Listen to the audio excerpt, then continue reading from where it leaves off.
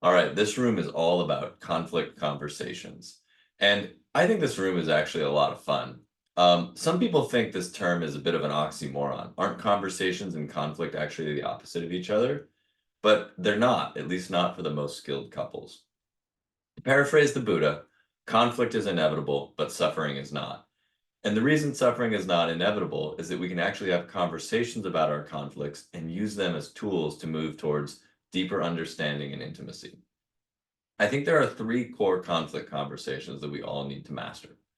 The big three conversations are the understanding conversation, the dreams conversation, and the compromise conversation. And I'm going to go through each of them in order.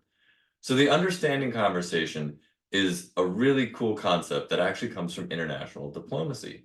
And this came from studying countries when they were locked in an arms race. So, one country would do one thing, they'd buy a bunch of military equipment, and the other one would do the same. And it just ratcheted up. And often the only end result was worse and worse relations, and in the worst case, open warfare. And so, what they discovered was that to resolve these conflicts, a diplomat had to be able to accurately restate the other side's position to their satisfaction before there was any effort at negotiating. So the whole concept behind this is that understanding precedes persuasion. So if you're talking to your partner and you want to have the understanding conversation, you agree to postpone all efforts at persuasion and negotiation until you completely understand their position and vice versa.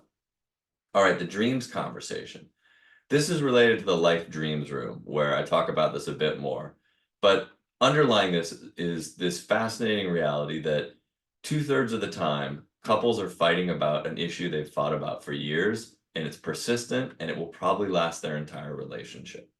So the question is, how do you take this from sort of a gridlocked conflict or problem that's really nasty and gnarly to something you're able to dialogue about with humor and empathy? And at the core is if you're stuck on this issue, that's a sign that you need to dig deeper and have the dreams conversation. What are the underlying life dreams that might be blocked, that might be underlying this particular position? And this will allow you to engage with empathy and humility, digging for dreams. All right, the third conversation is the compromise conversation.